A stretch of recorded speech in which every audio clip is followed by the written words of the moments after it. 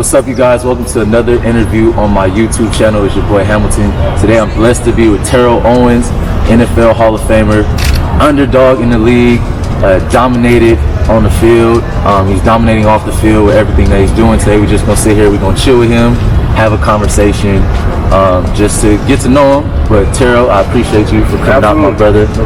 This is big time for me. You helping me out with my platform, trying to build up the resume for later on my future. But one thing that I really admired about you, I've watched all the film, I've watched the interviews, I watched the Kevin Hart thing you did, which was hilarious, is that you were motivated at whatever level you was at, whether you was just starting as a kid in high school, in college, you went to a smaller school, and then ended up being an NFL Hall of Famer. So I commend you, and I appreciate you for coming out and just sharing, dropping jewels for the young kids out here that's watching. But one thing I want to get started with asking you is just your upbringing, how you fell in love with football, what made you pick up a football, and just different things you struggled with when you was trying to reach this level. Well, first of all, man, I appreciate the opportunity to do this.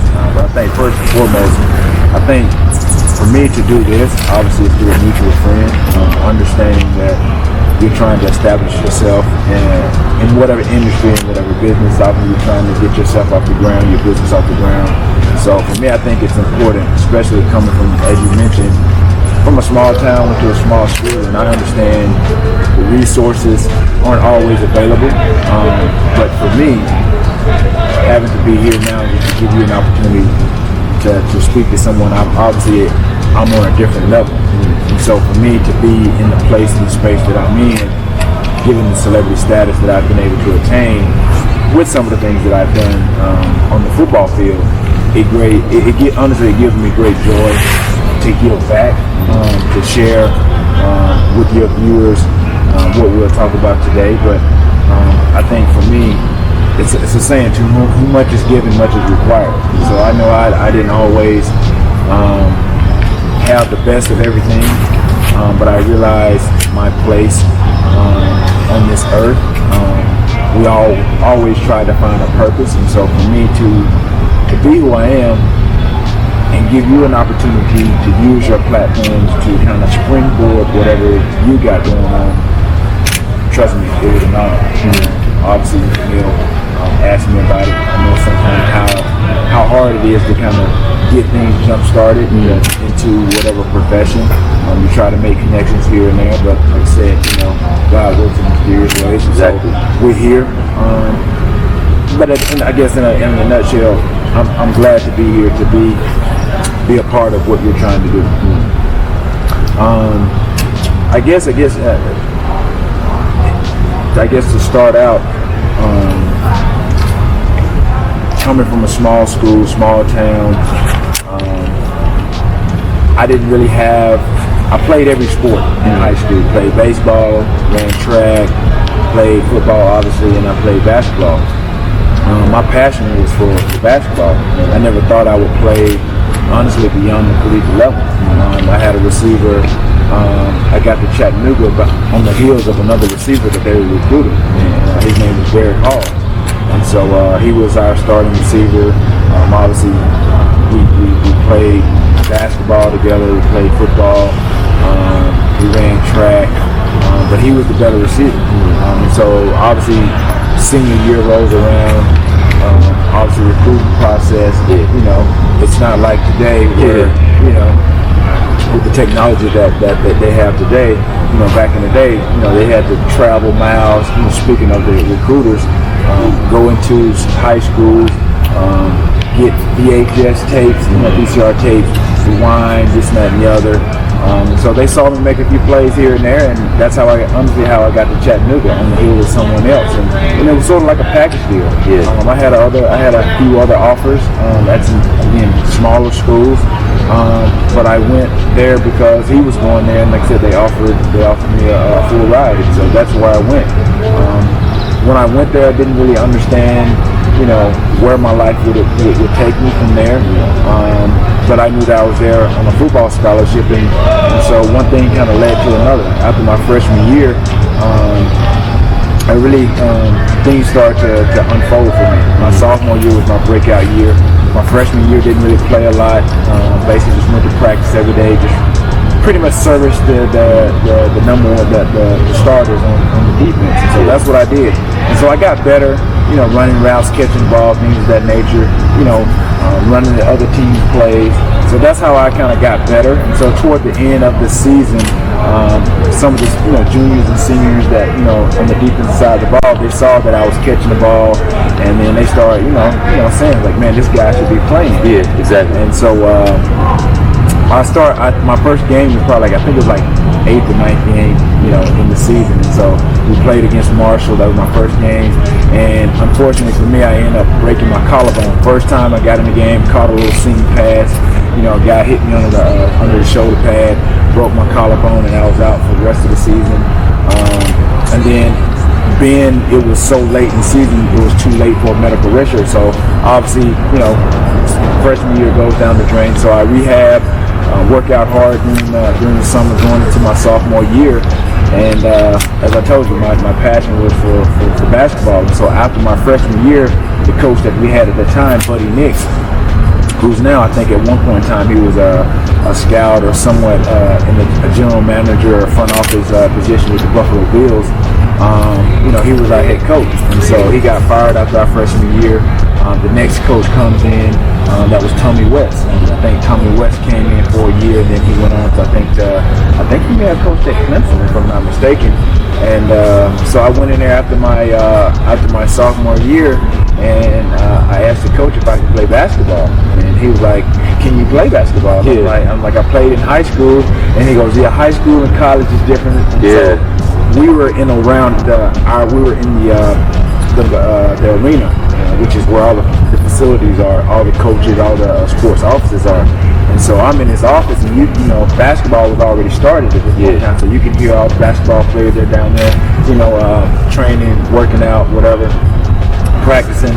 And so he said, man, he goes, these guys down there, he goes, this is what they do. They're recruited to play basketball. He goes, man, if you can play on our basketball team, he goes, that'll tell me what type of athlete you are. So he allowed me to go out and try out.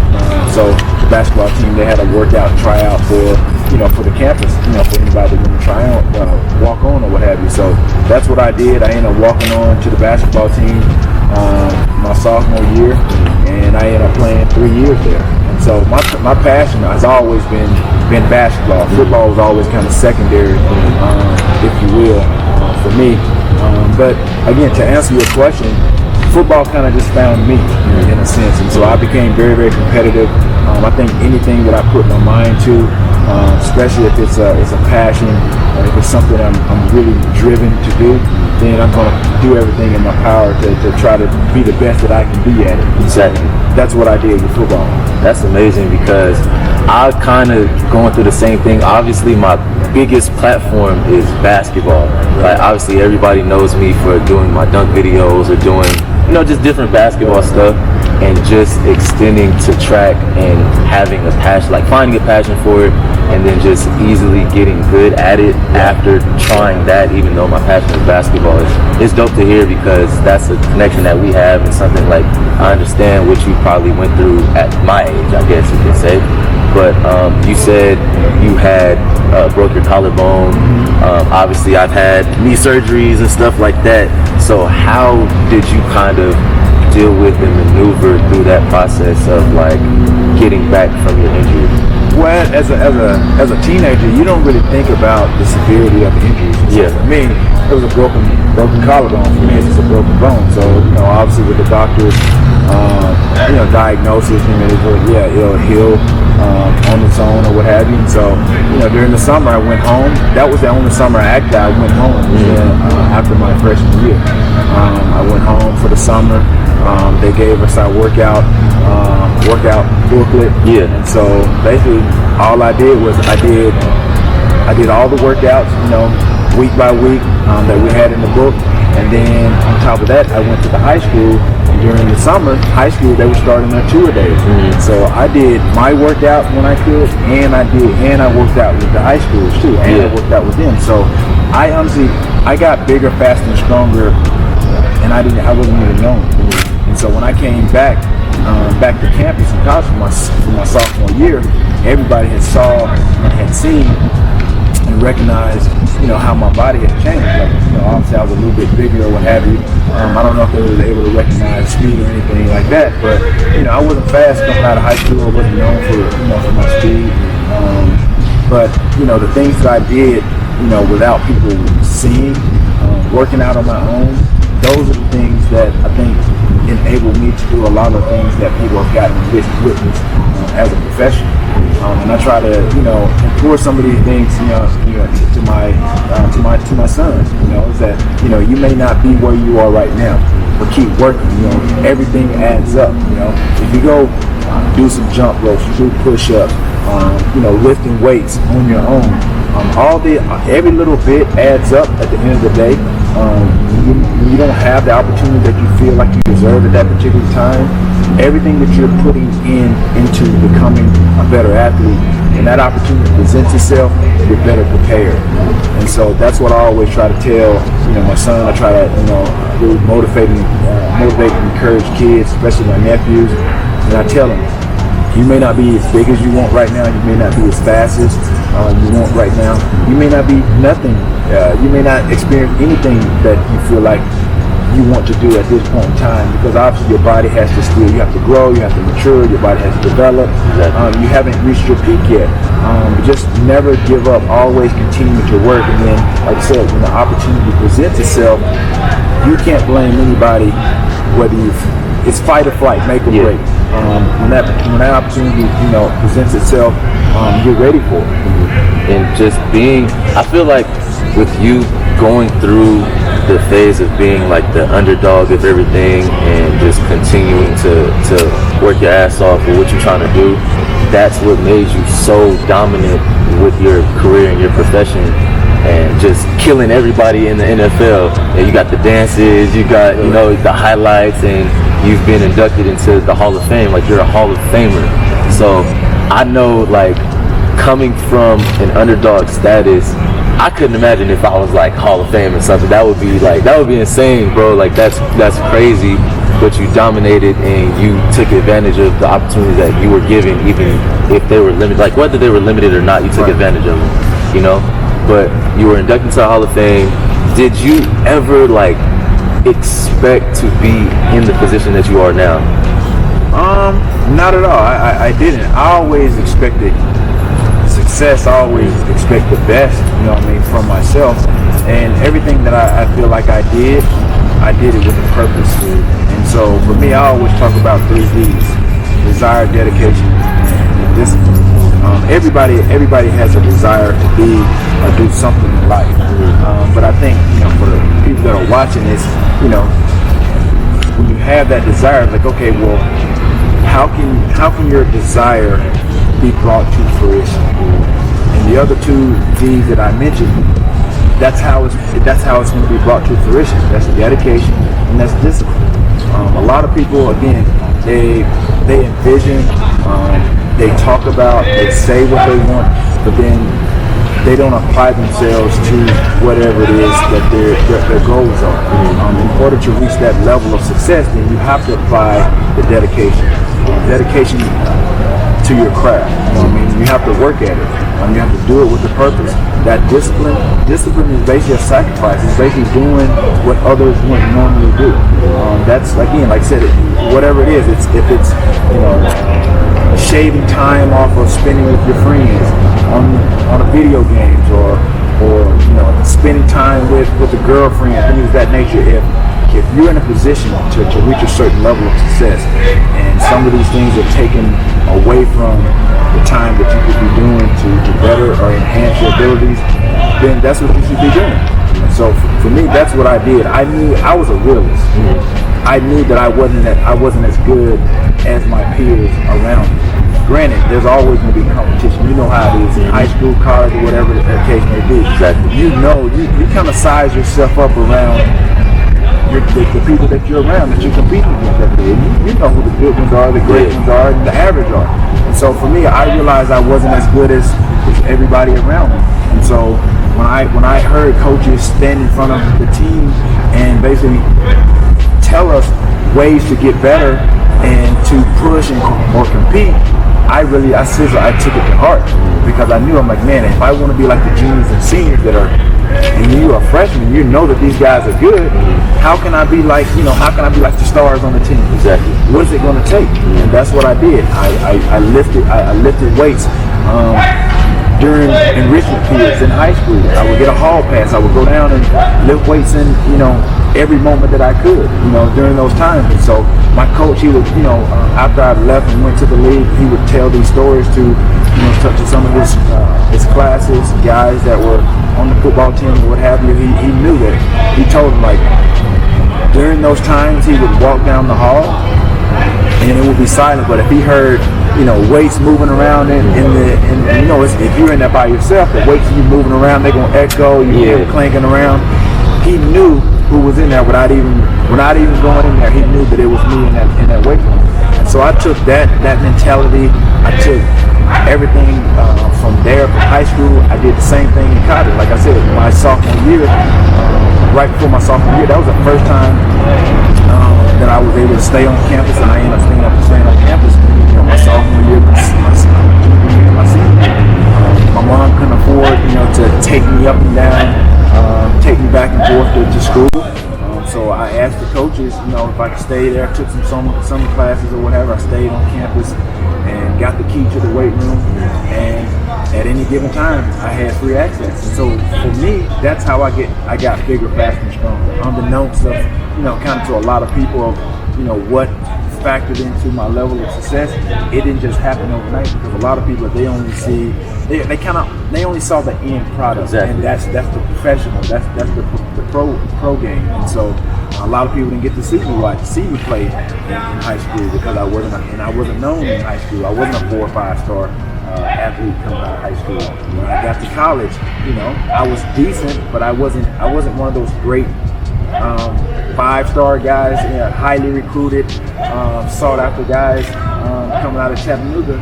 I worked at it, and I became, what people know as today as TO. Exactly, and just you've been through that journey. You worked, like I said before, you worked your ass off, and you earned everything that was given to you. Like, you earned it. It wasn't anything that was like, how some families they grow up rich and they have everything they need. They already have it planned out to go to the league and stuff like that. Like, you came from the bottom, and that's what your character comes from. That's why you doing stuff like this, because like you said before, just dropping jewels to help me do what I'm trying to do.